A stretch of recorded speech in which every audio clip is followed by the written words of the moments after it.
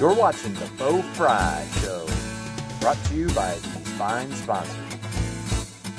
Grand Lake Roofing, Fowler's TV, Family Audiology Associates, American Legion Post 323, Varsity Lanes, Outdoors Equipment Rental, Spring Street Storage, Mr. Bank, Plus One Professionals, Albert Sporting Goods. You are renovating St. Mary's Foundry, Larry Chef Auto Sales, Tech House at the Square, TSC, Cody Plumbing and Heating, Roots Pub, Dr. Mike Company, Guaneri's Pizzeria, EFW Post 9289, and Miller Funeral Home.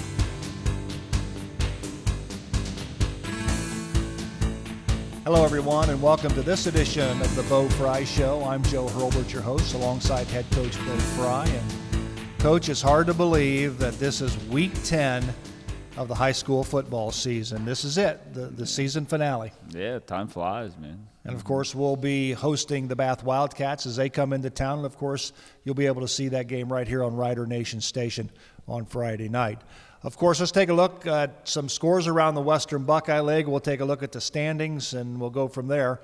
Wapak defeated Bath last week by a score of 38-0. Salina shut out Defiance 17-0. Van Wert defeated Kenton 41-18. OG gets their first win of the season. They defeat Shawnee 16-15. And, of course, the Rough Riders pitch a shutout against the Elida Bulldogs, defeating them 43-0. Now, as far as the standings in the Western Buckeye League are concerned, let's take a look at just the league standings. The Salina Bulldogs stand atop the Western Buckeye League 8-0. They're followed by Wapak at 7-1, Defiance, Van Wert, and St. Mary's all 5-3 in league play. Elida is 4-4. The Bath Wildcats 3-5. Kenton is 2-6. OG 1-7.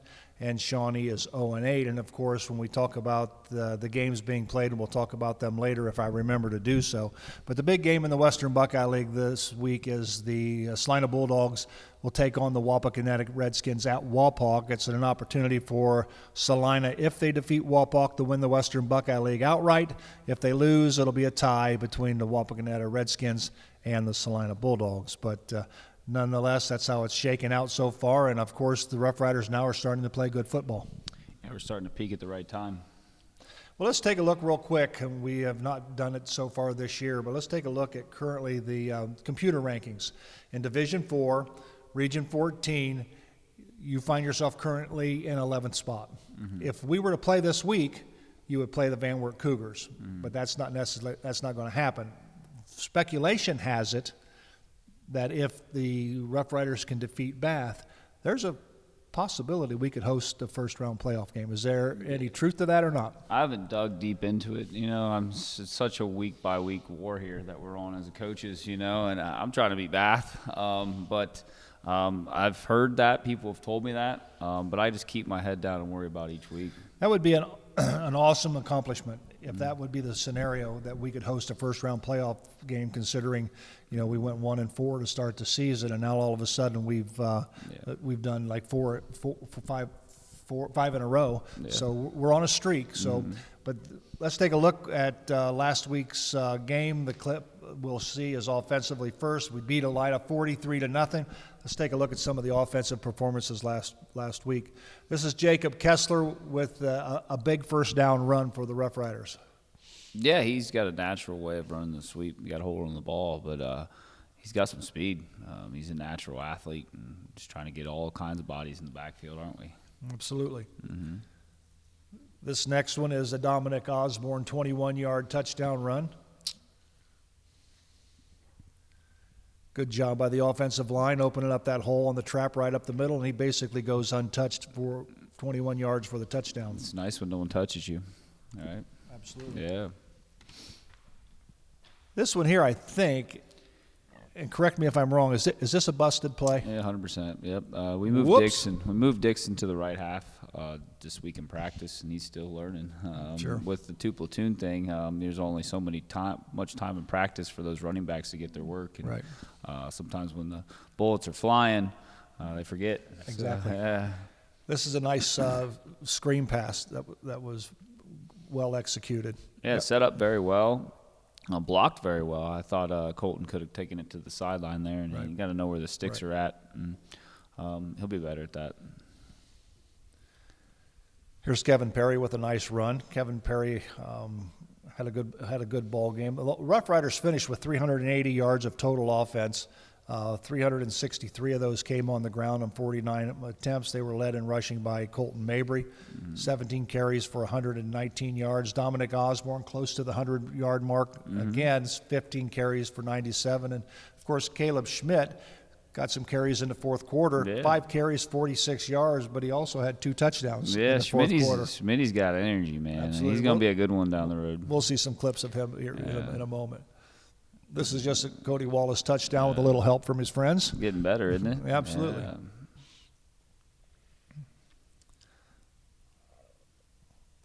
Here's a nice run by Colton Mabry, just keeping his feet, chugging it out, and picking up a big first down. He's running through those things that he wasn't running through early in the year, which is great to see. And then after that, he follows this one with a big touchdown run. Nice fake there. Everybody carried out their fakes, and all of a sudden he finds himself 38 yards for a touchdown. Yeah, it's a heck of a play call. I credit my brother and my dad for really finding ways to evolve our offense. So we're getting better. Here's a nice pass on and out to Keaton Fishball. It was a heck of a delivery by Cody there because it wasn't blocked real well. Yeah. And he peeks deep first, but yeah, they hit the check route. Now we get the big uglies involved with a touchdown. Check this one out. We kind of talked about this one a little bit. Great ball security, wasn't it? Yeah. It is. Playing rugby or something. Exactly. Yeah. And it's just smart, but I'll tell you what, you got to get him back with the running backs. You got to teach him how to put you got to have put the point of the football and cradle a little bit. I looked out yesterday, so we haven't cut back practice. We've made practice. They're still usually by this point of the year starting to cut back, but we're mid-season right now. I feel like where we're at as a team, so we haven't cut back. So those individuals are very long. And I looked down, and the tackles and tight ends were doing running ropes. Coach Jake had them down there doing running ropes. I was like, "What is he? Break those running ropes, man." He keeps doing that. They're out there doing ball security, running rope drills. Right. Yeah. But that's a lot of it. You never know it. But honestly, I testament.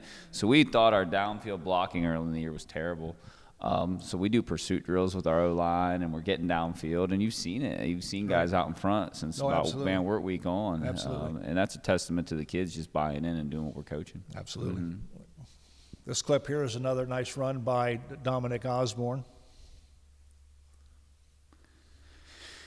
Yeah. Basically untouched again. Yeah, sometimes that's the best way. Great open field speed, though, doesn't he? Yes. And here's Caleb Schmidt with a 6-yard touchdown run. Yeah, I really like Schmidt. Got a couple young guys in there. Savion Murphy, who plays guard, as well as a young guy who's blocking for him there. They're both young guys that are been very, very good football players. They're going to be very, very good football players. And here he is again on another touchdown run of about 31 yards. Yeah, that's just a surge, man. Those were all young kids in there, guys. I mean, that's good to see. We saw a couple clips earlier of your running backs in motion. Answer me this question. They don't necessarily stay in motion all the way to the sideline. They'll go to about the wing position, then they'll turn, but they keep their feet in motion. Mm-hmm. As long as they keep their feet in motion, that's legal. Mm-hmm. Can't be all going forward. But when they stop, can they stop? They can stop. They can stop. They just have to be set in an area before the play starts. Yeah, okay. They can't be going forward, which we were doing a little bit of. I think last year against West Holmes, we got called on that in the goal line for going forward. We were doing a little bit of that against Kenton as well. So, but it's just a way to. It's all just moving people and keeping defenses moving. Yeah, absolutely.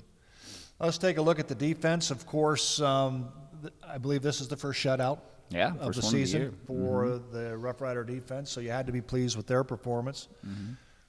They gave up just 163 yards of total offense to Elida. 113 of those came through the air, and the rest of it obviously came on the ground. 50 yards on 25 rushing plays, which averages out to about 2 yards per play. So, the defense is coming along. They're just playing so hard. I think that would be the big thing. I mean, effort has never been in question over there. Yeah. But still, they're more physical. They're more confident, and you'll just see it. I mean, guys flying off blocks and making plays, and there's a good group of football players. Yeah, this is Elida's first play from the line of scrimmage, and obviously no gain. Yeah, young Compton kid, man. He's got something there. So Here's pressure on the quarterback, and it seemed throughout the night when you got pressure on him, he kind of got happy feet and kind of got a little anxious and threw the football away. So when you keep pressure on your quarterback, things like that happen. It's always good.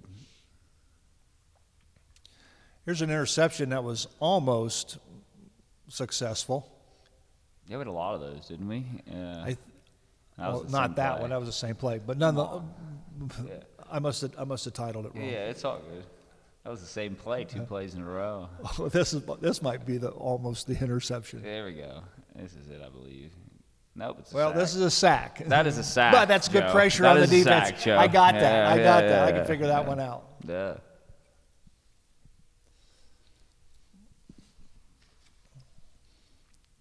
That's a good run play. That's just Lil good, Compton, man. Good corner tackling. Good corner support. Yeah. Stuff you're seeing that we weren't seeing early in the year. This play here, I think the reception could have been a first down because the receiver jumped up to catch it. And we stick him. But the defensive back, when he tackled him, pushed him back, and it ended up being short. Yeah, So this is just a good play. A heck of a tackle by. So he's up there, and Kessler. then boom, when he comes down, he's back, causing him to be short of a first down. So that was just good support there as well.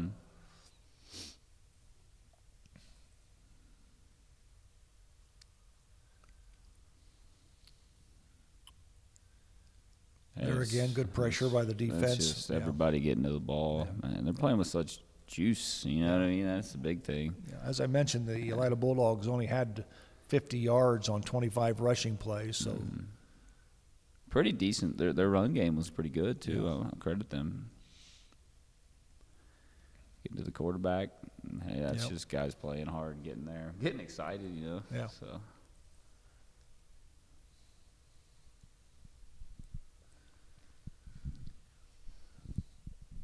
Pursuit. Yep. Getting there, yeah. Yep. Guys getting to the ball. I don't even think they made it back. Moral to of the the story, scrimmage. baby. Usually that leads to 0 points if you're getting everybody to the football. Exactly. And here's another one. Everybody just getting to the football. Yep. That's a heck of a stick by Steinberg. I remember seeing this on the field and flying up. He's really playing good football right now. This is Hunter Mabry. Check him out on the back side. He just runs this one down from behind and just kind of plays with a vengeance. He did, yeah. He's playing hard. It's confidence, man. It's kind of that confidence you wish they were playing with early in the year. Absolutely. Right? Yeah. The ball pops out. Yeah, turnover, baby. We love turnovers. That's just guys doing things right. Yep. Some of our young guys here on defense, yeah. At the end, this group's really getting better as well. Even though that's not a young guy, that's Joey Haig. First year out for football, he's a senior. He plays scout team linebacker every day, all day. Really? And so I'm glad he's getting some reps in there at the end of games because he deserves it. First year out for football, though, as a senior, which is pretty cool. And great attitude. Loves it. Yeah. Yeah. There's another good stop. Yeah. Let's take a look at some of the plays on special teams. Here's a 2-point conversion. I thought our special teams were very bad. They were not very good. Yeah. This here was a bad snap. A bad snap. Yeah, but a heck of a play by Steinberg. You know, he just gets out of there. We have a call if stuff that hits happens. the fan. Yep, and he throws it. Absolutely. Good catch by Fish. And it was successful. This one here was a bad snap over Hunter Sprague's Yeah, head. this can never happen. This will get you beat 90% of the time. This is all Hunter Sprague. 100%, yeah. I think we mentioned that his punt from there to where it went was 51 yards, but it was only 14 yards from the line of scrimmage. Killed his average. But it did, but nonetheless, he was able to get that away. He said, I looked up, and there were like 5 guys coming, so I just punted it. I was like, hey, good call, man. Yeah. He saved our life, though, because that could have been a touchdown. It was an 8-0 game at that point. Right, so exactly. Could have been a momentum breaker. This was big here, too. This was very well executed, I thought. I mean, he knows where the sticks are at. And whenever Colton Mabry has the ball in his hands, and you catch the glimpse of Hunter Sprague like he's chasing the ball over his head. He probably thought it was. He set it up perfectly with the one before that, right? Yeah. And of course, this one here just goes through your up man's legs. And They had some weird stuff on special yeah. teams. Yeah, I wasn't happy with our special teams, and they'll be much better this week. Yeah, and if that would have happened, you'd have had your ball, the ball probably Yeah. 15 yards Yeah. upfield. But that things happen. It's football. Mm-hmm. And this is just nice kickoff coverage again by your special teams. Yeah, Rush in the second half kicked very well. He did. He had a couple in the end zone going into the south Yeah. south end of the and end a zone. lot of kickoff starts with the kick. If Yeah. you can get a good kick, then you can cover it. But he's coming. It just takes time. Absolutely. Yeah. Well, that's some of the plays from last week's win over the Elida Bulldogs. We're going to take a quick break. When we come back, we're going to talk about this week's opponent, the Lima Bath Wildcats. They come to Grand Lake Health Systems Field. We'll do that and more as the Bo Frye Show continues. Right You're after watching the Bo Frye Show, brought to you by these fine sponsors.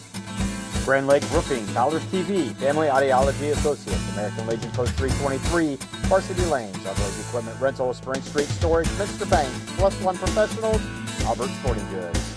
You were renovating St. Mary's Foundry, Larry Chef Auto Sales, Tack House at the Square, TSC, Cody Plumbing and Heating, Roots Pub, Dr. Mike Compton, Guaneri's Pizzeria, EFW Post 9289, and Miller Funeral Home.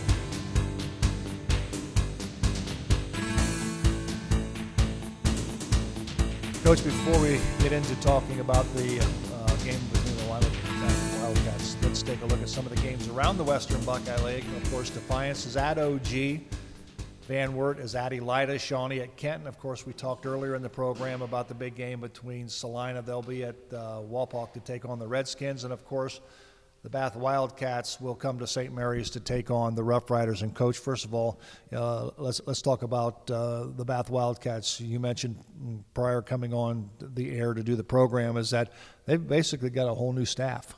Yeah, it came in from Franklin, and we've had a lot of history with Franklin in the playoffs for years. Physical, well-coached football team.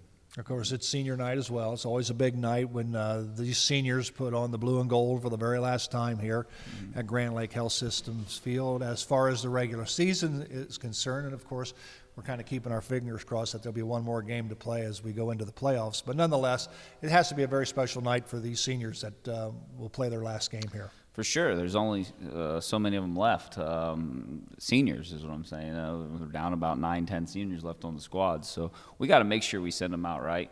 The ones that stuck it out with us are very great kids that have done everything we've asked, and they're playing good football. So we got to make sure that we're giving them the best opportunity to win. When you talk about the Bath Wildcats, of course, you mentioned their coaching staff comes up from Franklin.